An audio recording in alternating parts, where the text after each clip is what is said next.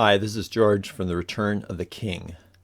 The Israeli Declaration of Independence was proclaimed on May 14, 1948, by David Ben-Gurion, the executive head of the World Zionist Organization. When Israel declared its independence, historian Martin Kramer noted, Ben-Gurion decided not to draw the border based on the partition plan or the mandate.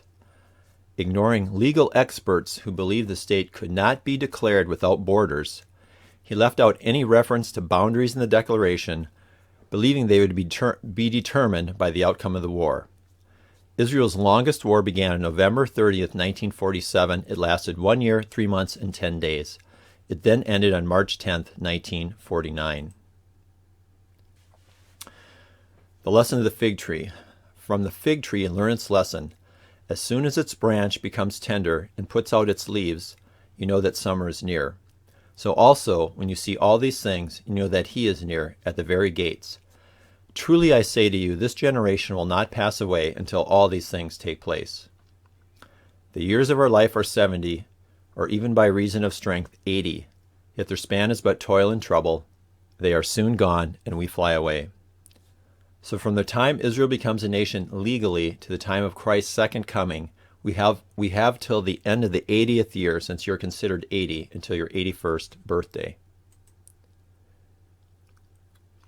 The feast days, appointed times, are being fulfilled in order.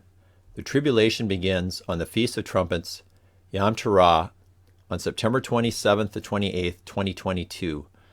The tribulation then ends on Yom Kippur, the Day of Atonement, September 20th, 2029. If the second coming is September 20th, 2029,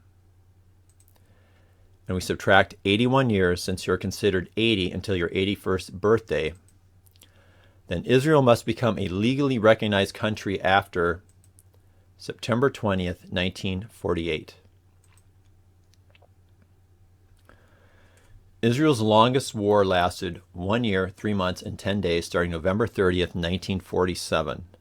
The Arab countries signed armistice agreements with Israel in 1949, starting with Egypt, followed by Lebanon, Jordan, and Syria. Iraq was the only country that did not sign an agreement with Israel, choosing instead to withdraw its troops and hand over its sector to the Jordan Arab Legion. When Israel declared its independence, historian Martin Kramer noted, Ben-Gurion decided not to draw the border based on the partition plan or the mandate. Ignoring legal experts who believed the state could not be declared without borders, he left out any reference to boundaries in the declaration, believing they would be determined by the outcome of the war. After the war, however, Israel agreed only to recognize armistice lines, which were not to be construed in any sense as a political or territorial border. Final borders, Israel insisted, would only be determined by peace treaties. So if the second coming of Christ is September 20th, 2029, and we use the last armistice agreement date signed by Syria, which is July 20th, 1949, as a legally recognized date, recognized by the Arab countries, then it's been 80 years and 2 months from the blossoming of the fig tree, easily within the 81-year window in which we're looking. So the start of the tribulation can start in the fall of 2022, end in the fall of 2029, and still fulfill the prophecy of the fig tree generation.